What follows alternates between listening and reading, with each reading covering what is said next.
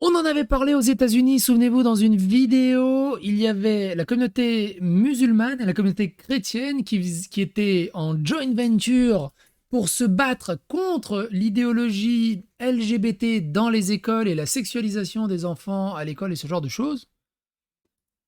On a un cas, entre guillemets, on va dire, similaire en Belgique, où des parents d'élèves ont entendu parler d'un programme d'un cours d'éducation sur la vie relationnelle, affective, sexuelle qui s'appelle EVRAS. Ils ont entendu parler de ce programme d'éducation sexuelle pour les gamins à partir de 5 ans au lycée. Ils sont rentrés dans une colère noire qui a eu 8 écoles d'incendiés. C'est beaucoup. Et c'est en Belgique. Pourquoi ça a été incendié? Ok, la colère, on parle de beaucoup de désinformation. On dit, ouais, mais les cours d'éducation sexuelle, c'est parce que vous croyez, on leur apprend papata, blablabla, c'est pas tout ça, blablabla, blablabla. Bah, du coup, j'ai cherché un peu c'était quoi ce cours d'éducation sexuelle. J'ai trouvé un article qui résume à peu près le pavé et on va regarder également ce guide de Evras qui fait 300 pages. Et pourquoi, à mon humble opinion, il est pas ouf?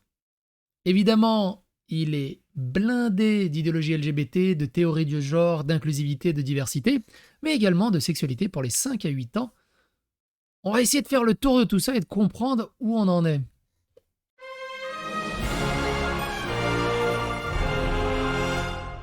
Attention, please. Je regardais un truc vite fait.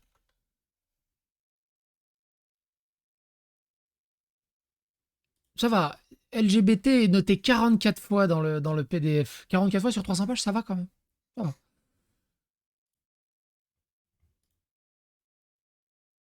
Alors, d'abord, qu'est-ce qui se passe?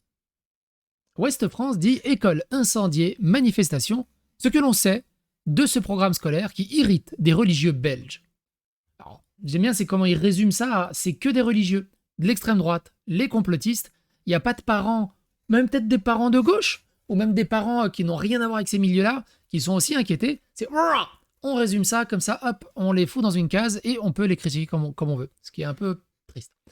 Pas de sexualité avant la puberté pouvait-on lire dimanche 17 septembre 2023 sur une pancarte tenue par une manifestante à Bruxelles, Belgique. Touchez pas à nos enfants, scandaient à ses côtés les quelques 1500 manifestants réunis dans le centre-ville selon Le Monde.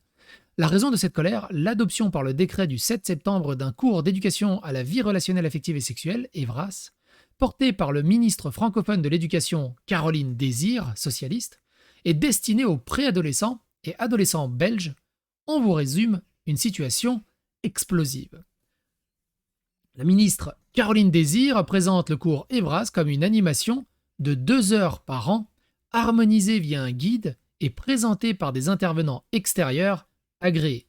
Des intervenants extérieurs agréés, c'est Fantine, souvenez-vous, la polémique qui a été déclenchée il y a 5 mois, 5-6 mois, qui a été une gigantesque polémique à cause de ce tweet-là. Souvenez-vous, elle disait « Le plaisir anal peut faire partie de la sexualité avec les enfants. C'est d'autant plus important qu'ils ont beaucoup d'a priori sur cette pratique. » Et également, il n'y a pas d'âge pour cela. Ça peut être 6 ans comme 20 ans en fonction des questionnements de l'enfant. L'essentiel est d'en parler pour qu'il soit légitime à poser des questions parce que le sexe, c'est normal. Quelqu'un qui répond « Je crois que vous n'avez pas bien compris ma dernière phrase. Faudrait-il que je vous fasse un dessin expliquer à l'enfant de 6 ans le goût que ça a, car il questionne sur ce sujet, c'est que des perverses comme vous les auront incités. » Et Fantine avait répondu « Et ça serait grave ?» Et on retrouve justement c'est exactement le programme de ce Evras. Alors, Fantine était revenue sur ses propos, elle a fait un mea culpa, elle s'était mal fait comprendre, je vous laisse le lien dans la description. Il est très important de voir son mea culpa, l'histoire est derrière, et son mea culpa est très intéressant. Elle développe un peu plus qu'est-ce qu'elle fait en tant que consultante d'éducation sexuelle dans les colonies de vacances et dans les écoles primaires. Et vous allez voir après que ça rejoint un peu Evras. Il concerne les élèves de 6e de niveau primaire, 11-12 ans, et ceux de 4e niveau secondaire, 15-16 ans. Obligatoire depuis 2012, il n'était jusque-là pas systématiquement assuré, faute de moyens. Alors c'est faux, il y a aussi les 5-8 ans, on va le voir dans le truc, ils ne l'ont pas précisé. Selon la ministre, son but est donc de rassurer les élèves sur des questions qu'ils se posent à la puberté et de les protéger de situations potentiellement dangereuses ou problématiques. Alors oui, il y a un véritable besoin, et moi je le dis aussi, il y a un véritable besoin évidemment d'éducation sexuelle au collège, lycée, sur certains points, sur certaines choses, on est d'accord. Insiste-t-elle en pointant du doigt le sexisme, les violences sexuelles et le stéréotype de genre. Comme le résume le journal Le Soir, il s'agit donc principalement d'un outil de santé publique à l'école, sauf qu'elle dit pas tout. Les sphères intégristes et complotistes se mobilisent. Depuis la rentrée scolaire, ce programme suscite une véritable fronde sur les réseaux sociaux et des appels à manifester provenant de milieux ultra-conservateurs, notamment d'associations islamiques et de Civitas, les catholiques intégristes, ont été lancés. Parmi ceux qui dénoncent ce cours, on retrouve également des activistes anti-vaccins qui s'étaient manifestés durant la pandémie du Covid-19, des adeptes de théories conspirationnistes, des climato-sceptiques, ajoute Le Monde. Bref, un énorme déshonneur par association, c'est plus simple. Ces extrémistes religieux et complotistes voient dans ce programme un projet de sexualisation des enfants, d'autres dénoncent de la pédophilie institutionnelle. Le 7 septembre, le quotidien belge La Libre a ainsi fait état de la circulation sur Internet d'un faux document venant déformer les contenus du programme. En parallèle, pareil, ils disent pas c'est quoi, qu'est-ce qui était faux dedans. En parallèle, plusieurs pétitions ont vu le jour en Belgique, mais également en France, où le rappeur Rof a relayé une pétition anti-Evras au nom de la lutte contre la pédophilie et la perversion. Du reste, les courriers exigent le retrait du programme, se sont multipliés, comme le rapporte Le Monde. 6 associations islamiques, turques en majorité, ont publié une lettre ouverte critiquant ce qu'ils estiment être une entrave à la liberté des parents de guider l'éducation des enfants conformément à leurs croyances. Une démarche imitée dans une autre lettre, partagée cette fois-ci par le site de l'Église catholique, Catobel, et dénonçant le risque d'une hypersexualisation des plus jeunes. 8 écoles incendiées, c'est quand même balèze. Alors, pareil, il y a eu un cas en Allemagne, j'ai pas eu le temps de faire la vidéo, il y a eu un cas de salle d'exploration et de jeu du docteur dans des maternelles. Il y a un excellent article du 20 minutes, je l'ai gardé pour après, qui s'intitule Fake Off. En fait, ils débunkent cette fake news, ils disent que c'est une fake news, mais en débunkant la fake news, ils valident que ça existait vraiment. Donc, ils essayent de dire « Ah, mais c'est une fake news, c'est pas partout, il y en a eu vraiment 2. » Oui, mais il y en a eu 2 quand même. Il y a quand même eu 2 collèges, de crèches maternelles. Au bout d'un moment, c'est pas forcément, c'est pas totalement une fake news, ok, c'est pas institutionnalisé, mais il y a eu le cas. Mais ça, on va le voir dans une autre vidéo, parce que l'article en lui-même est assez intéressant. On va revenir à notre article. 8 écoles incendiées. Conséquence logique de cette intense campagne de désinformation en ligne, de sérieux actes de vandalisme ont été constatés. 8 écoles ont été incendiées ou vandalisées en Wallonie, et dans 6 cas au moins, un lien évident a été établi avec une campagne lancée par des milieux religieux radicaux musulmans et catholiques, et des courants extrémistes et complotistes, a souligné Le Monde ce lundi 18 juin. Moi, ce qui est génial, c'est que les LGBT et l'idéologie LGBT sur Internet, évidemment, quand je dis idéologie LGBT, c'est pas tous les LGBT. Et eux, en fait, cette idéologie LGBT est tellement contre-productive que ça nuit à la tranquillité des LGBT qui veulent juste vivre leur vie. Mais ce qui est rigolo, c'est de se dire que c'est à cause de l'idéologie LGBT et du wokisme à foison et de manière totalement abusive qu'on en vient à une espèce de joint venture entre catho-intégristes et musulmans intégristes. C'est rigolo. Mercredi 13 septembre, déjà, la justice belge avait ouvert une enquête pour incendie criminel après des départs de feu constatés la nuit à Charleroi dans 4 écoles prises pour cible par des opposants. Dans les 4 écoles de niveau maternel et primaire ont été découvertes des inscriptions hostiles à ce cours, no Evras, sinon le prochain, c'est vous, mentionnant des inscriptions en noir sur plusieurs murs. Vendredi, le Centre national de crise avait indiqué que les services de l'antiterrorisme et du renseignement suivaient de près les événements, tandis que la police Tandis que la police fédérale devrait venir à la rescousse de police locale dans les zones concernées, Charleroi et Liège. Des contacts ont aussi été établis avec des services étrangers depuis que la campagne hostile a débordé les frontières. Mercredi, le cabinet du ministre francophone de l'Éducation a refusé de commenter les actes de vandalisme à Charleroi, mais le bourgmestre Paul Magnette, qui est aussi président du Parti socialiste francophone, a fustigé une forme de terrorisme, des actes barbares et promis que la police ferait le maximum pour retrouver le ou les auteurs de cette infamie. Sur le réseau X, il a évoqué 4 tentatives volontaires, saluant l'intervention rapide des pompiers qui a permis de limiter les dégâts. Caroline Désir, la ministre francophone de l'Éducation, a dénoncé une campagne de désinformation. Pareil, ok, une campagne de désinformation, mais du coup, quelle est la vraie information? Parce qu'elle désinforme également sur cette désinformation. Destinée selon elle à attiser la suspicion. Alors du coup, comment on va voir après. On va voir si ça attise la suspicion. On va regarder quelques extraits de ce fameux Evras. Et faire peur aux parents. Bah moi, Moi, je fais de la zététique serbe. Je me fais pas avoir par l'information, je me fais pas avoir par la désinformation, je vais me renseigner moi-même. Et en lisant le contenu d'Evras, en tant que père de famille, de 2 petites filles, une de 4 ans et une de 10 ans, j'ai peur. Et j'ai pas envie de ça dans les écoles françaises. Mais on va voir ça après. On n'a évidemment pas encouragé une hypersexualisation chez les jeunes, ni suscité une orientation sexuelle ou une identité de genre. On en reviendra. J'ai lu qu'on allait apprendre aux enfants à se masturber, c'est complètement inadmissible. Ça peut être pris de travers, vous allez voir. C'est complètement inadmissible de faire peur aux parents sur ce sujet, a déclaré Caroline Désir la semaine dernière à radio. Le truc qui est fou aussi, c'est que de parler de sexualité à des tout petits, de manière aussi neutre et crue comme ça les protège pas. Il y a eu on a vu dans les précédentes vidéos, il y a eu des témoignages où les gamins ils disent ah attends, tu as entendu ça dans les cours, on va faire ça, puis ils se cachent dans les toilettes et puis ils font des trucs. 5 ans, 6 ans, 8 ans, 11 ans, parce que on leur a dit que c'était normal. Alors, donc il y a un article du Point que contient le guide Evras qui résume un peu les 300 pages. Donc on va le début c'est pas la peine, blablabla, blablabla, blablabla, blablabla, blablabla, blablabla. Blablabla, blablabla, blablabla, blablabla, blablabla, blablabla. Ce document de 300 pages se veut inclusif et non hétéronormatif. Déjà, moi je vois ça, j'ai peur. Il ne considère donc pas l'hétérosexualité comme étant la norme. Donc déjà, pour moi déjà, les parents ont totalement raison d'avoir peur et d'être contre ça. Selon les auteurs, il a pour objectif de baliser l'ensemble des thématiques pouvant être abordées en Evras en fonction des besoins, des acquis et du développement psycho-affectif et sexuel des élèves. Le rôle de ce dernier est alors primordial. Pendant les cours, ils, elles, yel, parce que oui, tout le document est en inclusif, doivent être considérés comme de véritables partenaires, poursuivent-ils. Les élèves âgés de 9 à 11 ans discuteront par exemple des modèles positifs d'LGBTQIA+, et des intersexuations.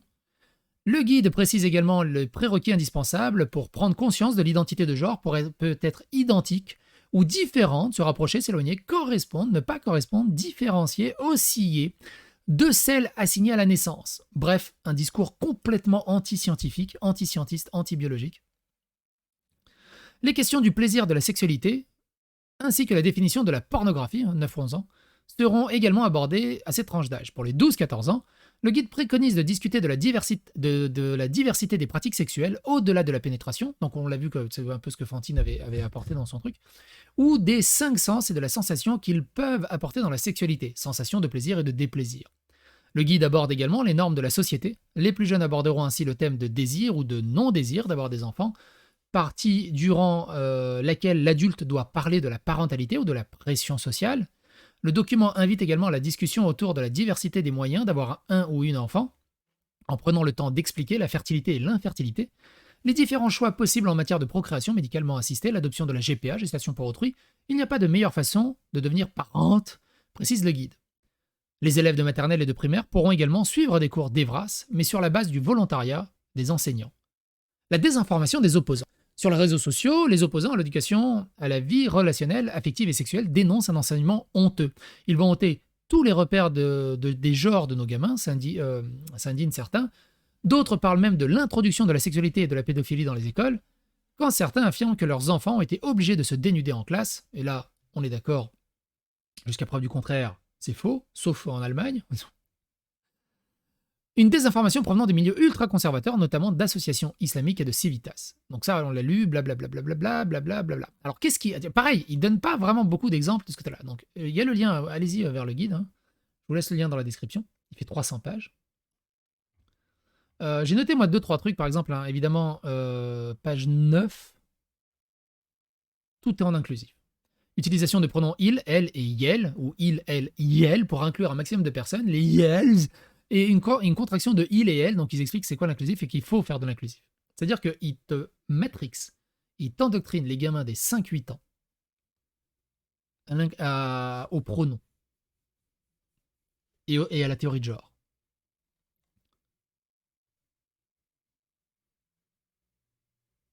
Ce protocole précise, donc le protocole d'Evras, c'est promouvoir le libre choix, le respect et la responsabilité envers l'autre et soi-même et l'égalité dans les relations amoureuses et les pratiques sexuelles des jeunes. Les pratiques sexuelles des jeunes permettent aux enfants et aux jeunes de construire parallèlement à leur développement psycho-affectif des compétences personnelles en vue de leur permettre de poser des choix responsables, prévenir de la violence évidemment dans les relations amoureuses et sur un plan plus général dans les relations entre plus jeunes, déconstruire les stéréotypes sexistes et homophobes évidemment, très important, prévenir la grossesse non prévue, réduire les infections sexuellement transmissibles, etc. En page 28,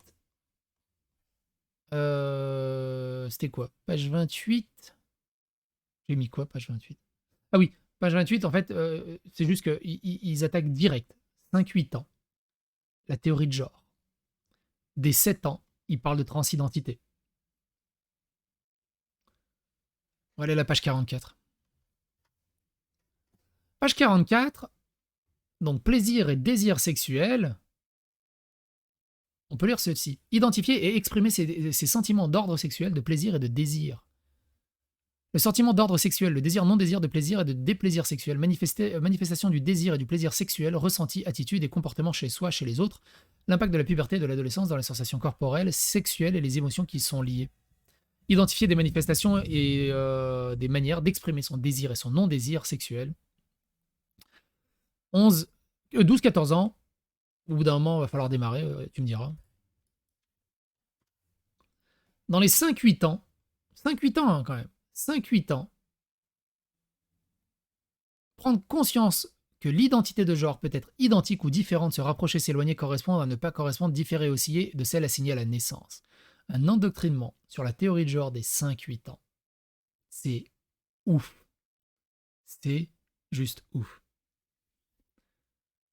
Reconnaître, donc attitude et savoir-être, reconnaître que certaines personnes ont une identité de genre différente du genre assigné à la naissance et basée sur le sexe biologique. Et apprendre la différence entre identité de genre et sexe biologique. Évidemment, vous avez tous la blague, hein. Ah ok, vous confondez identité de genre et sexe biologique, je sais plus c'est quoi la phrase exacte. Bon, vous la connaissez de toute façon. Dès 9-11 ans, on explore tout ce qui est genre, tout ce qui est identité de genre, cisgenre, transgenre, agenre, genre fluide, genre non binaire, etc. Les différences entre les genres, les attirances sexuelles, les romantiques. Se questionner sur son identité de genre. Est-ce que t'es vraiment un garçon? Est-ce que t'es vraiment une fille? Est-ce que t'es pas non binaire? Est-ce que tu serais pas trans? C'est extrêmement dangereux pour la psyché des gamins qui, à cette époque-là, qui à cet âge-là, leur cerveau, c'est juste des éponges, en fait. Donc, les endoctriner comme ça, dans quel état ils vont grandir? Dans les 5-8 ans, on peut lire également, donc, dans les habilités et dans le savoir-faire, illustrer, à l'aide d'exemples concrets, comment l'amitié, l'amour et la sexualité se vivent et s'expriment dans sa vie d'enfant. En ce compris les différentes orientations sexuelles et ou romantiques. Expliquer c'est quoi une sexualité respectueuse, mais surtout comment se vit la sexualité des enfants, c'est dans l'habilité et dans le savoir-faire, et c'est aussi avec des exemples concrets. Et moi, alors j'ai pas dû voir, mais qu'est-ce qu'ils appellent des exemples concrets pour des 5 à 8 ans là-dessus?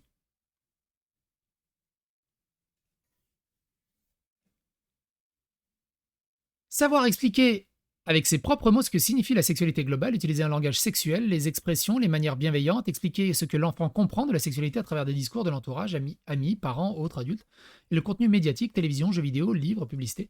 Parler de sexualité de manière positive, communiquer sur ses besoins, ses envies. Les besoins et les envies de la sexualité des 5 à 8 ans.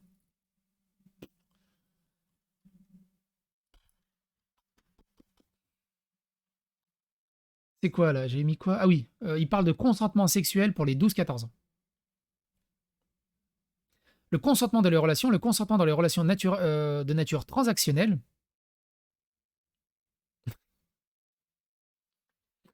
Donc ils expliquent qu'aux 12-14 ans, le consentement des relations de nature transactionnelle, c'est par exemple travailleurs du sexe, prostitution, escorte, accompagnement sexuel, mais aussi sexe en échange de petits cadeaux, repas, sorties, petites sommes d'argent. Et au-dessus, il te parle de sexe positif, et qu'il n'y a pas de mal à ça. Et le gamin, il va tout mélanger, mais en même temps, il va se dire, ça se trouve, de toute façon, je suis pas un homme, je suis une femme. Donc bon, j'ai un nouveau genre.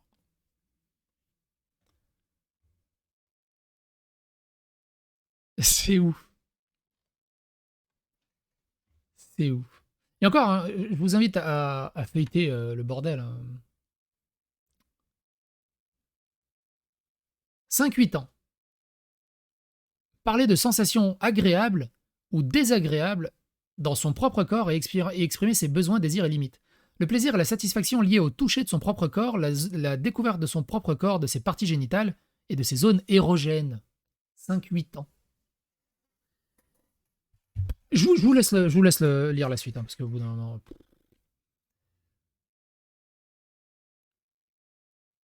Est-ce que les parents ont raison de s'inquiéter? Ou pas? Qu'est-ce que vous en pensez? N'hésitez pas à donner votre avis, votre opinion dans les commentaires. Et à bientôt pour d'autres aventures.